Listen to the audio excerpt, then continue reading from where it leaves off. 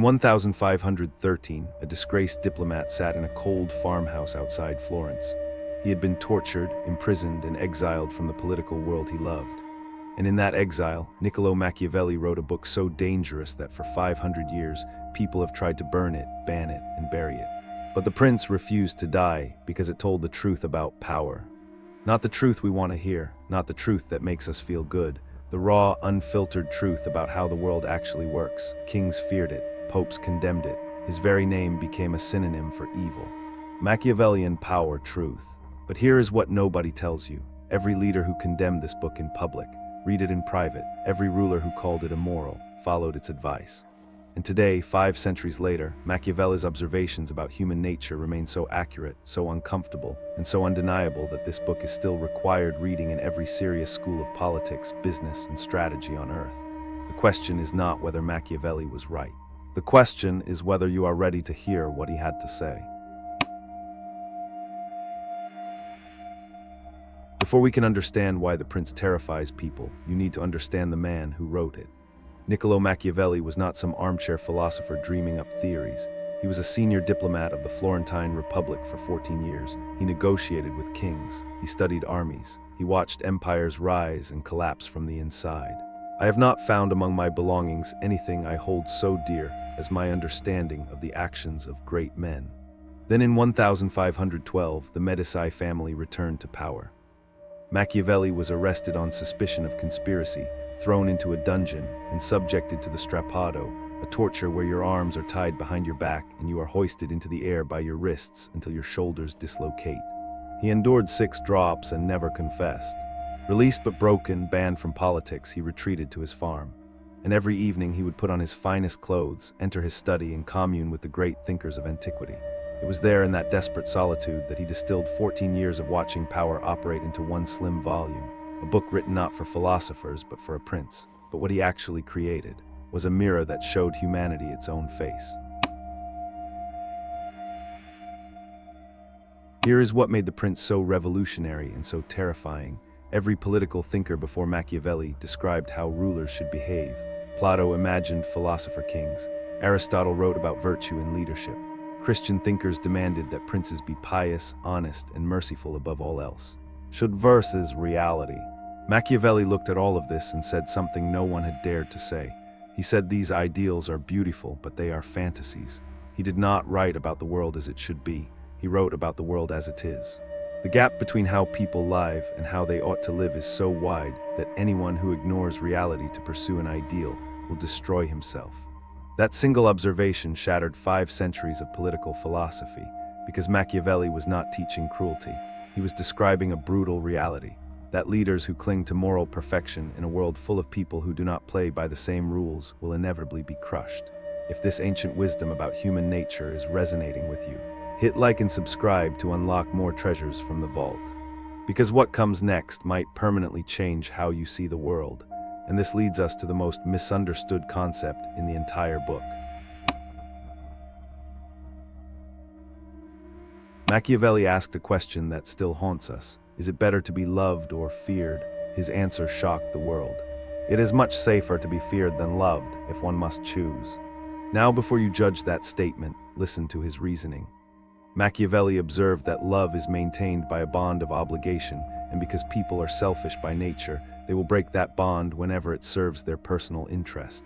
But fear is maintained by a dread of punishment, which never fails. Never. Think about your own life. How many people have you been kind to, generous with, loyal to, only to watch them betray you the moment something better came along? Machiavelli saw this pattern everywhere, not because he was cynical, but because he was honest. Loyalty, fragile, fear endures. He was not saying you should terrorize people. He was saying that if you build your power entirely on people's affection, you are building on sand, because affection is fickle. Gratitude fades, but respect, backed by consequences, endures. He added one crucial caveat that most people conveniently forget. A leader must be feared but never hated. Cruelty without purpose creates enemies, not obedience. And this distinction changes everything about what comes next. One of Machiavelli's most brilliant insights is his metaphor of the fox and the lion. He said a prince must be both. The lion cannot protect itself from traps. The fox cannot protect itself from wolves. So a leader who relies only on strength will fall into traps set by clever enemies. And a leader who relies only on cunning will be devoured by more powerful opponents. You need both, strength and intelligence, force and strategy. One who deceives will always find those willing to be deceived. This is not a celebration of deception. It is a warning. Machiavelli was telling you that the world is full of people who will manipulate you, flatter you, and use you for their own ends. And if you naively trust everyone, you will be destroyed. The wolves wear sheep's clothing and always have. Look at modern politics. Look at corporate boardrooms. Look at social media influencers who sell you dreams while emptying your wallet. Machiavelli saw all of this 500 years ago. The foxes and lions are still playing the same game. The only question is whether you can see them. The wise man plays the game without being played. But Machiavelli's genius went even deeper than strategy. This is where Machiavelli performed his most radical intellectual revolution. He took the word virtu, which in Italian meant moral virtue, goodness, righteousness, and completely redefined it. Virtu, strength, adaptability. For Machiavelli, virtu did not mean being good, it meant being effective.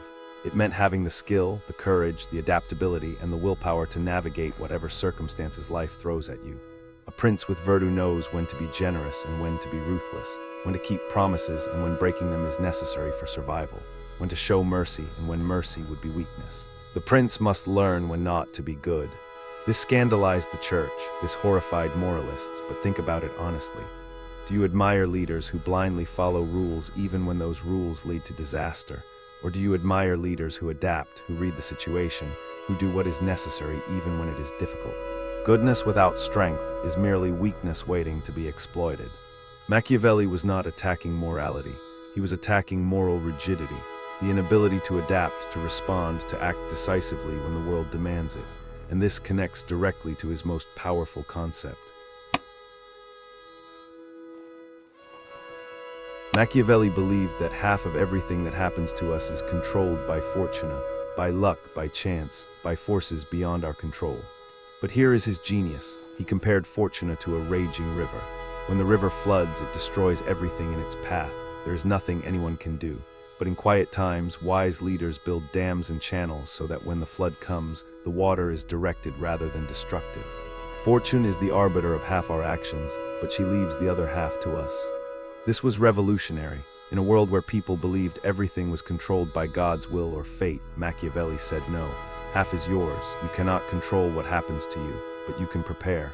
You can build resilience. You can develop the skills and the strategic thinking to navigate chaos when it arrives.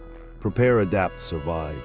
Think about your own life. The people who thrive in crisis are never the ones who were luckiest. They are the ones who prepared when things were calm. The time to build the dam is before the flood arrives. Machiavelli understood that fortune favors the prepared, but what he said about human nature itself, that is where this story takes its darkest turn. Here is the passage from The Prince that makes people truly uncomfortable, because it holds up a mirror nobody wants to look into.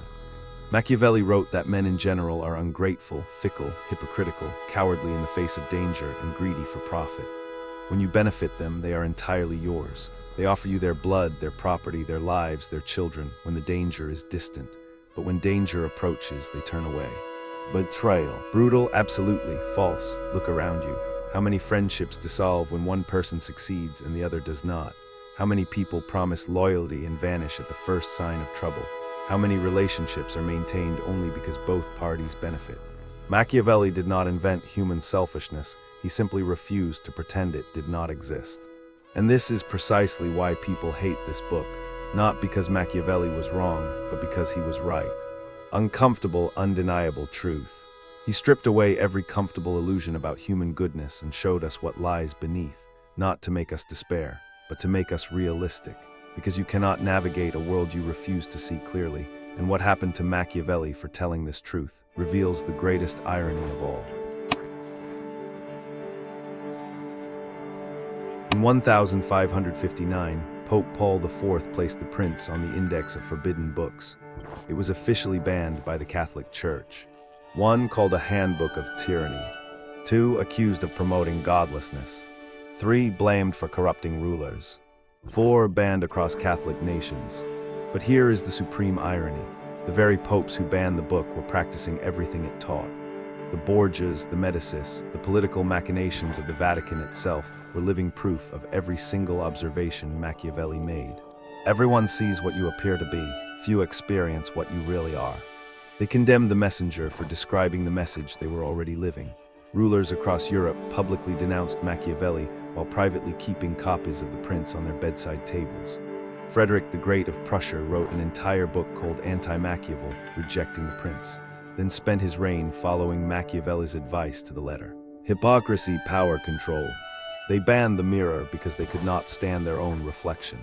The pattern is timeless. People do not hate truth-tellers because they are wrong.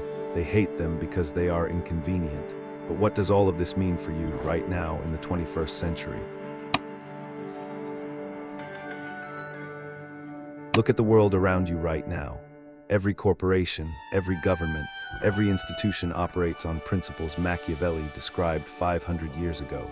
Political campaigns are masterclasses in appearing virtuous while being strategic. Corporate leaders talk about family values while making calculated decisions about profit and survival. Social media algorithms exploit exactly the human weaknesses Machiavelli identified: our vanity, our desire for approval, our susceptibility to flattery. The Prince is not a book about the past, it is a manual for the present. When a CEO fires thousands of workers while posting about corporate empathy, that is Machiavelli. When a politician makes promises during elections and breaks them once in power, that is Machiavelli. When someone smiles to your face and undermines you behind your back, that is Machiavelli. See clearly, act wisely. The question is not whether Machiavelli was moral or immoral. The question is whether you want to understand the game being played all around you, or whether you prefer the comfort of ignorance. Ignorance is not innocence, it is vulnerability. Because the principles of the Prince operate whether you acknowledge them or not. And this brings us to the final, most important lesson. Machiavelli did not write The Prince to celebrate evil. He wrote it because he loved his republic. He loved Florence. He had watched good leaders fall because they were naive, and bad leaders thrive because they understood human nature. And he decided that someone, just once, needed to tell the truth. I love my country more than my own soul. That is the real Machiavelli, not a monster, not a teacher of villainy. A patriot who understood that the price of idealism without realism is destruction. The greatest act of wisdom is seeing the world as it is while working to make it what it could be. You do not read The Prince to become a tyrant. You read it to stop being a victim, to recognize manipulation when you see it, to understand why power operates the way it does, to build strength alongside your goodness, because goodness without awareness is just innocence waiting to be exploited. Understanding power does not make you evil, it makes you free. 500 years later, Machiavelli's most feared book remains his most honest gift. Not a guide to cruelty, but a guide to clarity. If you made it this far, comment The Prince understood if this changed how you see power and human nature. Wisdom, clarity, freedom. The wisdom of the ages is yours. Use it well.